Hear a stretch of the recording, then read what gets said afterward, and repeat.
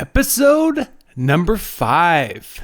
Anything that happens externally, any great business success that you may have is really just an external representation of a developmental process that's going on in your head.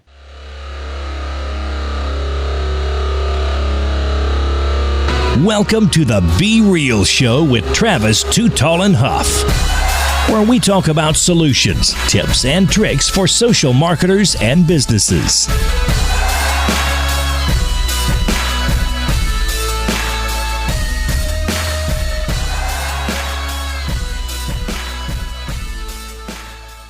Well, hello and welcome to the Be Real Show with Travis Real-Time Huff. I hope you guys are ready. Get down in your seats. If you guys are going for a run, turn it up because I have my man. Our featured guest today is Austin Muhs.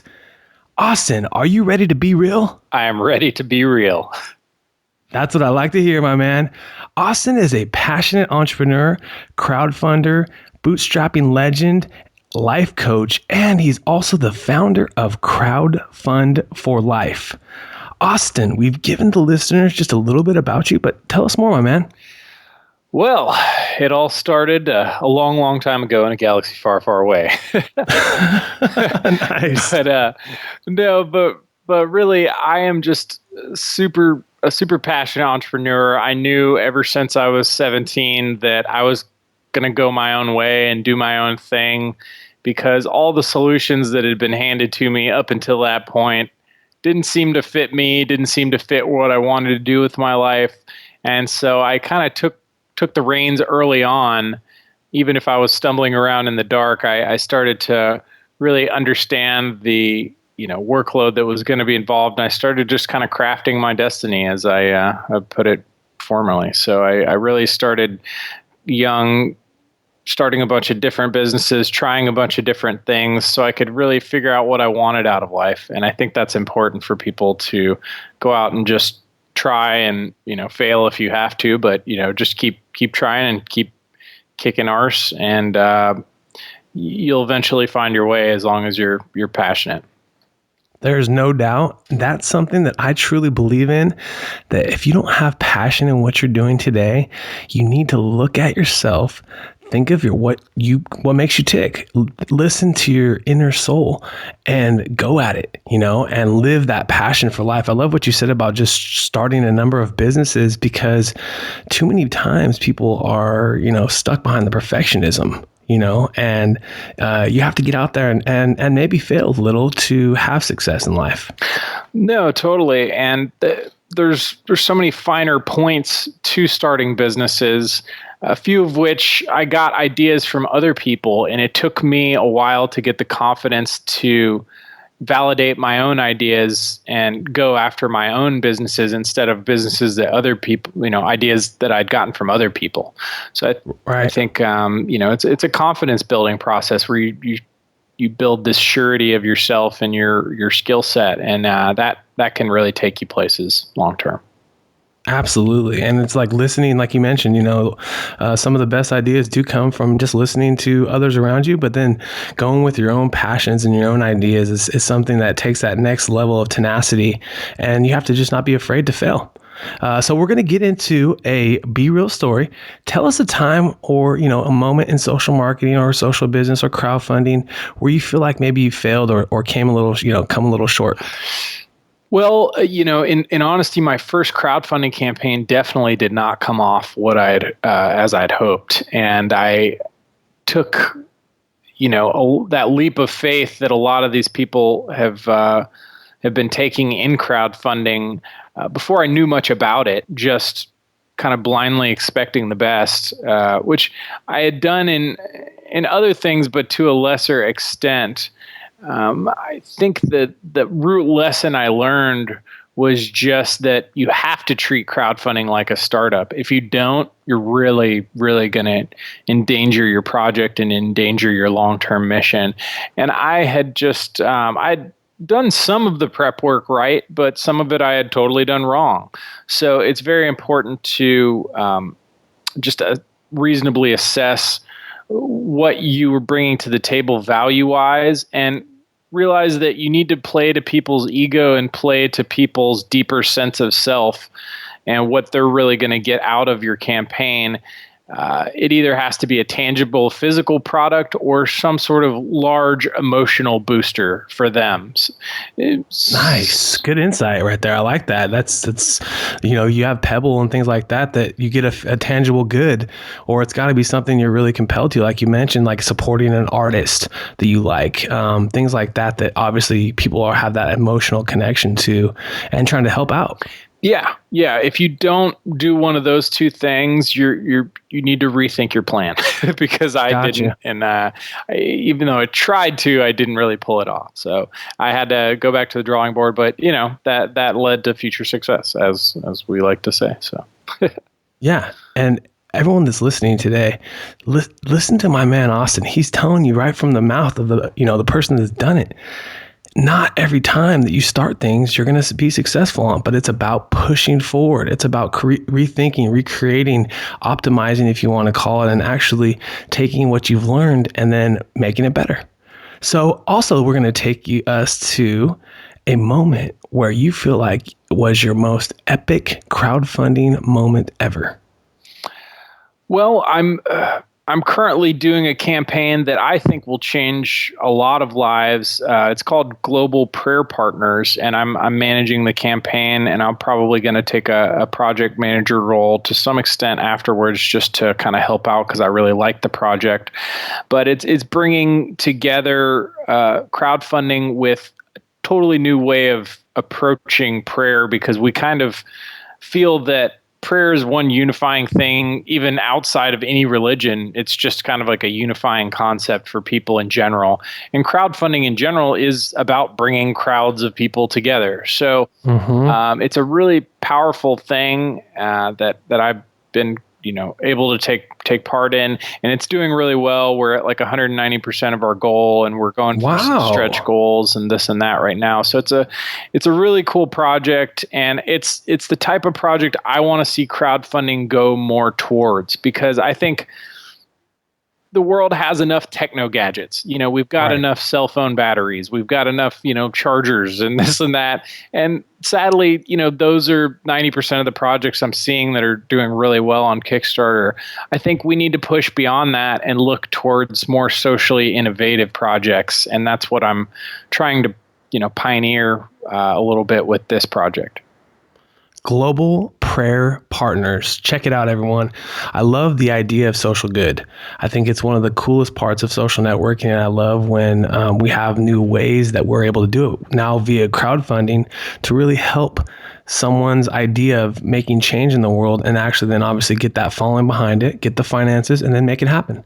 I think it's the future, and there's probably many people that are afraid but need to be inspired by this message, because the what's holding you back is you.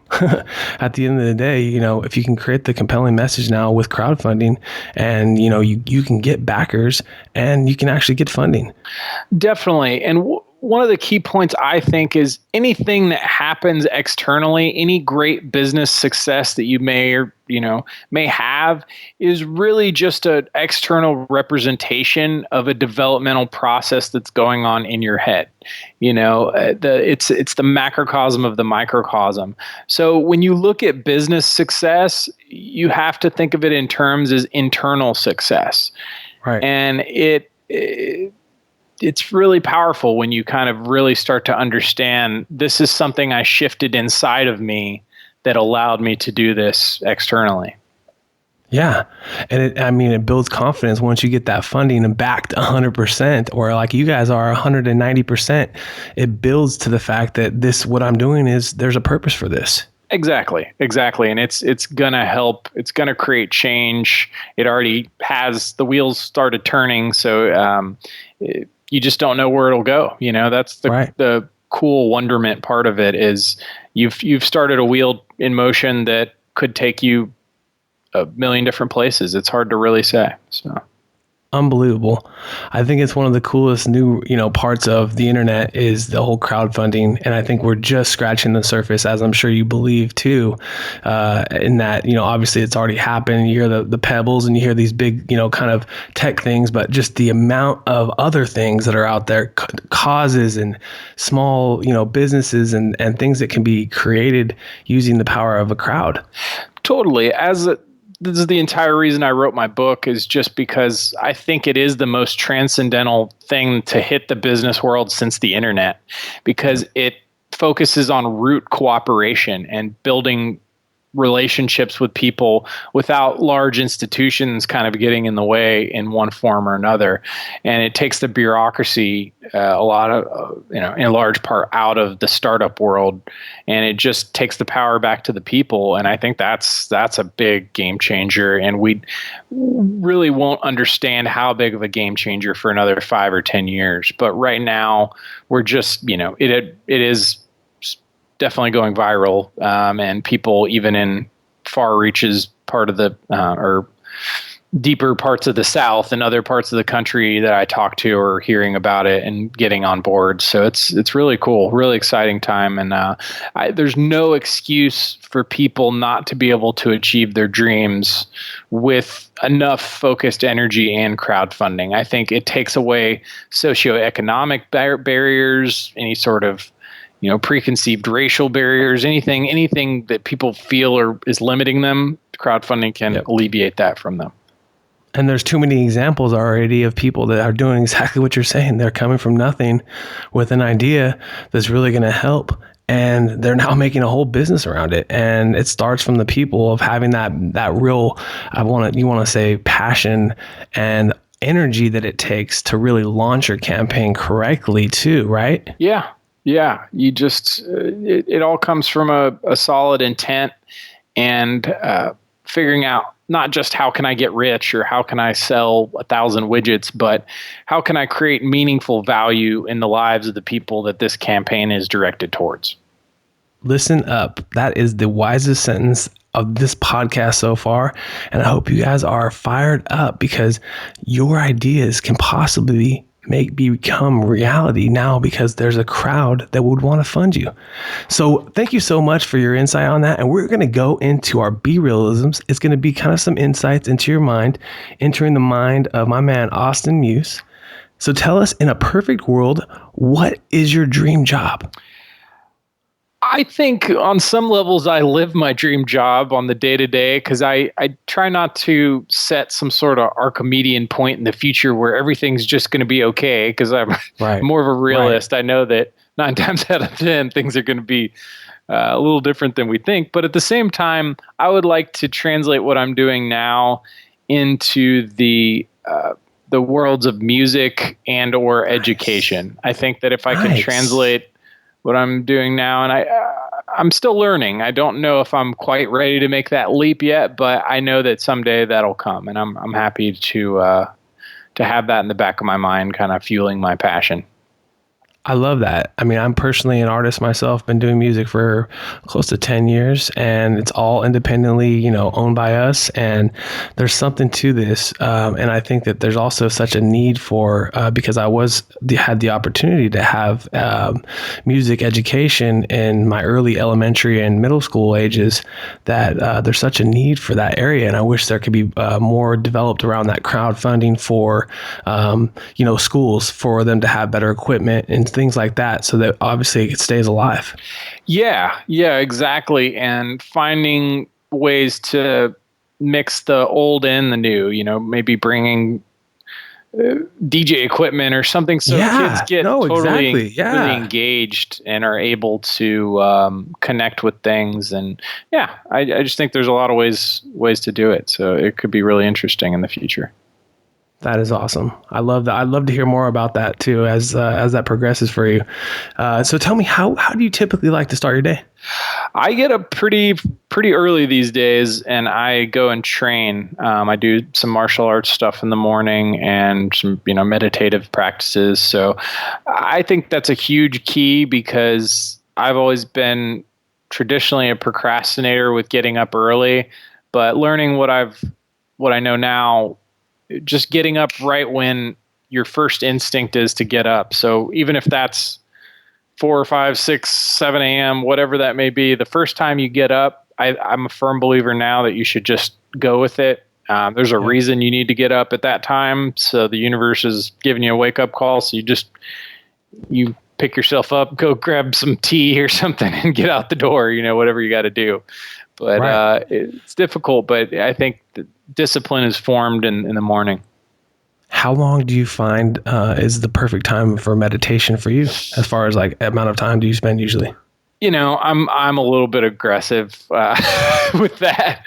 Nice. I wouldn't hold any particular bar to any person, but I would say if you're looking at getting serious with it, I would start with 30 minutes as an initial goal. About 10 minutes a day is very helpful. Even just giving that time just to, thank the universe and be grateful and show that gratitude really makes my day that much better. Oh, totally. Anything is beneficial. It's such a powerful routine thing to get into, and it'll benefit anybody who attempts it. It's just being with yourself on a deep level. It's just finding the kind of time and compassion to be quiet with yourself, and that it's powerful. So in today's day and age where we have iPads, devices, smartphones, laptops, satellite radio, all the interruptions in the world, taking that time to meditate is probably most wise, valuable thing you can do today. Yeah, it's the yin approach. It's the doing by not doing. And people don't get that, but you can do more by sitting still than you can by checking 1,000 texts. It's counterintuitive, but trust me, it works. Yep, absolutely. So take us to this. This is always kind of a different one for everyone to answer. But tell us, what is one of your biggest weaknesses? My weakness right now, I think this always fluctuates for me as far as what my weakness is. But right now it is trying to not let inertia get to me. Sometimes I'll have slower project weeks, and trying to maintain productivity even when there's no pressing drive to move forward. There's always something that can be done. And so whether that's reading a book, whether that's getting some exercise, whether that's, writing an email, there's always something that can be done. And that's what I've been struggling with here in the last couple months, is just when there's slower project months, maintaining high levels of productivity, because as you have more cash flow and this and that, it's easy to get comfortable. And I think fighting against comfort is a big deal. Absolutely. And everyone's going to have different energy levels on different days, but even if you just get one thing extra done, like you mentioned, just like getting one more extra email or whatever it is, like a lot of times that adds up to a lot. If you keep doing those extra things for yourself and pushing yourself through maybe a little bit of slow time, if you want to call it, or downtime, where you could be, watching a YouTube video or watching an interview or something like that, which is value to that too. But there's also a value to just getting things done too. So on the flip side, tell us, my man, what is one of your biggest strengths? I really think my biggest strength is my leadership ability. Having been able to do more of a project management and semi-managerial role here as of late, I think that people really naturally trust my vision, and they understand that I'm super passionate about pretty much everything I do. And that just makes it easy to work with others, because they can tell that I have everyone's best interest in mind, and I'm really just trying to help us all at the same time. And I think if you go into projects with that mentality and with that kind of open and honest declaration that, hey, we're not just here for ourselves, we're here for, individualistic progression, and we're also here for to make each other, some money and make each other more, better people at the end of the day. So I think if you kind of level with people and let them know that, your intentions up front, they're always willing to work that much harder and be able to be more open with you in the communication realm. So true. Absolutely. The best people that I've ever learned from are just open and honest, and they just tell you up front, instead of, kind of telling you after you've worked on a month for something that's not going to be a project you're going to do. They've just been open and upfront about things, and it makes it just a better work environment, and it makes you want to really work hard for that leader. And I completely agree, especially probably in some cases where, the people you might be, working for you might be older than you, and you're having to like mentor these people and kind of, guide them. And if you can just be open and upfront about the fact that your age and stuff like that sometimes is even good when working with clients and also with team members. No, most definitely. A big part of what I've done and been doing in the past is, a kind of spiritual counseling stuff through astrology and other means. And, you're dealing with people in some serious depression and some serious kind of states of mind that are maybe not so simple to fix. So being honest about, hey, I've been through similar things, and letting people know your faults can really help them let their guard down. And that's another approach that I like to have, is just like, hey, I'm not perfect. I've done X, Y, and Z in my past that, I don't think is a good approach, but I'm honest, and I, mended that situation, and then I moved on. So. Yeah, we've all been there. And if you can relate in that level, it makes people feel more willing to share. Yeah. So tell us some, maybe one of the best advice that you've ever received. Well, there's a saying I tell a lot of my clients in the Tao, that you can have all the money in the world, you can have the greatest relationship in the world, you can have the perfect career, and you can have great health, just not all at the same time. So doesn't all happen like that, unfortunately. Yeah, I think there's the semi-unrealistic approach to the American dream, which is already a bit of a fallacy. And I've written some articles about how we need to reinvent the American dream, because it's a little outdated at this point. Not saying people shouldn't have prosperity or anything, but anyway, I digress. I think that if you can just be realistic and say, at times in life, I'm going to have 3 out of 4 and things are going to be great. Maybe at certain times in my life, I might only have 1 or 2 out of those 4. So as long as you can realize that there's always an ebb and flow, and there's always going to be something challenging you, and to embrace that challenge, then life is much easier. But people have sometimes a pie in the sky optimism, and they're emotionally unprepared for the difficulties of life, and that causes them to do really irrational things or make kind of impulsive bad decisions. And I think that can hurt people. It's so true. If you don't get those challenging things done, they're all going to hold you back, and you're going to be sitting there hoping, you started that business 50 years ago, and you hear it too many times. And it's one of those things that if you don't get things done, but also not be afraid to really, overcome a challenge, it will bring you down, and you won't have any success. And if you're not afraid to keep pushing through your challenges, it's going to lead to someone like yourself that has created a wonderful influence, and you're able to help others, as well as you're doing stuff for yourself that, you're paying yourself back every day with the meditation, with working out in the morning, and the things you love. And like you mentioned, the American dream of working an 8-to-5 job has changed. It's completely changed. Yeah, it definitely has changed. And the good part with crowdfunding is it can kind of be what we make it now. It's not going to eliminate the hard work factor. And in fact, it might increase the hard work factor. But right. At the same time, it allows us to craft our destiny in a new and different way that I don't think has ever been seen in the history of the world. So we're in a very blessed time, even though there is still a lot of lingering economic insecurity due to the people holding on to old models of the way things should be done. It's like the more people cling to the past, the more difficult this transition of our economy is going to be. So who knows?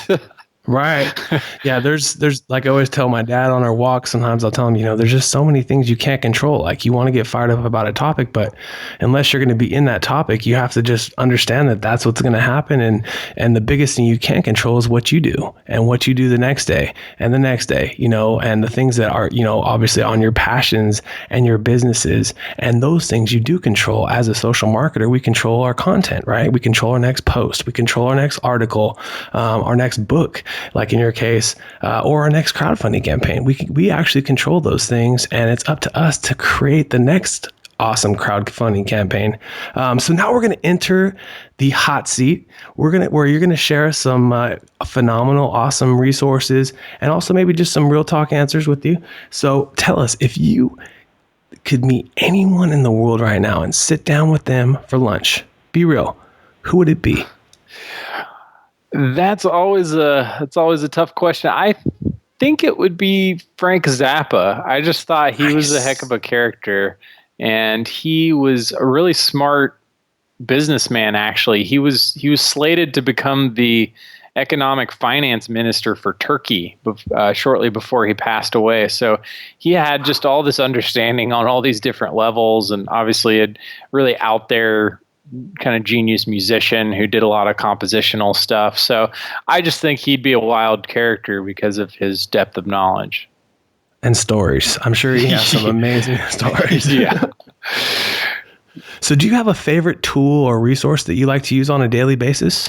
I like the drip.in. I think it's a great new it's just a social media coagulator that allows you to put all of your content through one place, and it makes things pretty easy. It has the buffer-like feel to it in a lot of ways, and I just think it's a great tool, and I love the visual interface that they're playing around with. I think there is some tweaking, but I really like where they're going with it. So that's my favorite one as of right this moment.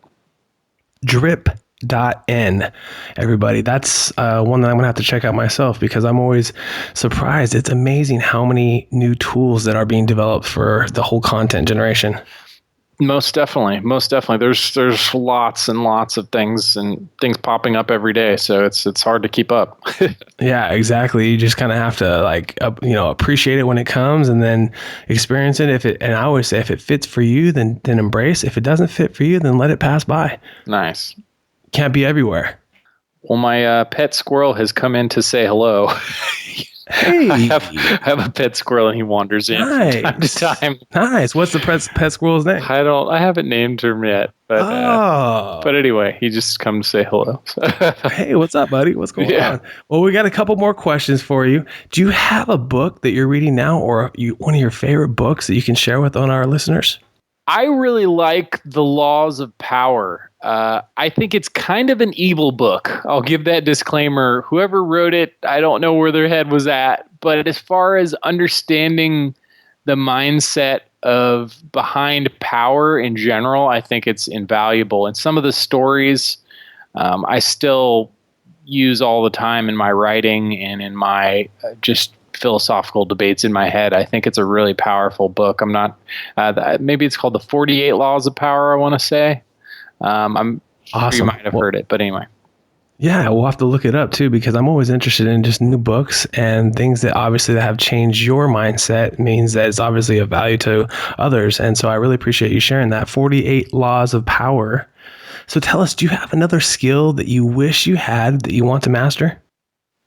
I wish I had better accounting skills, in all honesty. I wish that I had kind of a detail track mind when it came to cutting costs and all that kinds of stuff. I know that's something I need to work on, and I think that's where a lot of successful startups are made or broken, is just in the product testing as well as the just brass tacks numbers. And right. I think that's a very, very valuable skill set. So I think if you can't do that, you should find someone who does that well, because that will keep it real. Absolutely. You got that right. Find a professional. And also, I will share with you that I have a fun template that I created just for our business that I could also email you and share with you too. Maybe it will help. Cool. I'd love it. Yeah, absolutely. So tell us, if you could develop any new business in the world, what would it be? I would develop a totally new school system in general. Nice. I would go, clean slate, because as I wrote in my book, America's economic growth was the highest when only about 40% of kids were going to traditional school settings. Granted, they were learning a lot of trade skills and a lot of maybe other types of skills that, are kind of irrelevant due to the lack of industrial economy now. But I still think there's something to be said for that. People were organically teaching one another valuable things about life. And I think a lot of that kind of common knowledge or deeper knowledge slips through the cracks to the point where we have a really broken public school system. I mean, the public school system led me very astray. Like, I had no clue what I was supposed to do, other than I knew I liked writing and history. That was about Absolutely. where it stopped. And when you're an entrepreneur, like you mentioned, they don't teach you about when you make profit, how to take care of your taxes and what to do and how to basically run all those kinds of things in a practical manner. And so I completely agree with you. I think that there's the loss of application due to technology, if you want to call it, that we need to really get back into and find, a new way to really teach our future generations. Yeah. I think it's a necessary thing, and kids are hungry for it. And obviously we have the internet to aid us. So what can't we do now with education? So. Well, thank you so much for your time. I'm going to ask, can you give us one last real talk thought? And also, how can our listeners get a hold of you? I would say, if I have any advice, it's just make your own life. Just create it. It's so easy to get caught up in what other people are doing or in a comfortable lifestyle. But really, we're on planet Earth to learn about ourselves and to make ourselves better people. So you can't count on anybody else to, craft your own life and to go out and find challenges for you. You have to actively go and run towards your greatest fear and just kind of either embrace it or hit it in the face, whatever you want to do. But I think knockout. Yeah, I think that's important. And people can find me on www.crowdfundforlife.com.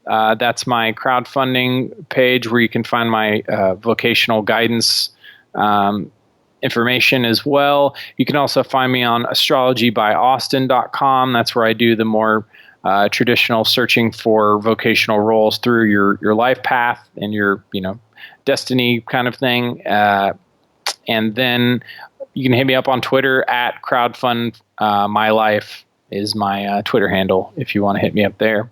Well, you've been listening to Austin and Travis, Too Tall and Huff, and I want to thank you guys for your time, and always keep it real. This podcast is proudly sponsored by realtimeoutsource.com, your social